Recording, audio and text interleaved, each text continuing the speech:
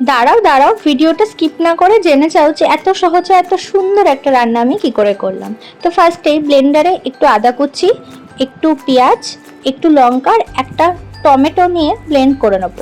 মশলাটা রেডি হয়ে গেলে আমি এখানে 250 গ্রাম মোরলা মাছ নিয়েছি, সেখানে নুন হলুদ আমি মাখিয়ে নেবো ভালো করে। তারপর একটা কড়াইতে সাদা তেল দিয়ে একে একে মাছগুলোকে ভেজে নেবো। মাছগুলোকে একটু কড়া করেই ভাজবো, যাতে মাছগুলো ঝোলে দেওয়ার পরে ভেঙে না যায়। তারপরে মাছ ভাজা হয়ে গেলে ওই সেম তেলে আমি কেটে রাখা আলু, কেটে রাখা বেগুন দিয়ে ভালো করে ভেজে নেব। আলু সেদ্ধ হওয়া পর্যন্ত ভাজতে হবে। তারপরে ভাজা হয়ে গেলে স্বাদ মতো নুন, লবণ আর বেটে রাখা মশলা দিয়ে ভালো করে কষিয়ে নেব। যখন তেল ছেড়ে আসবে তখন গরম জল দেব।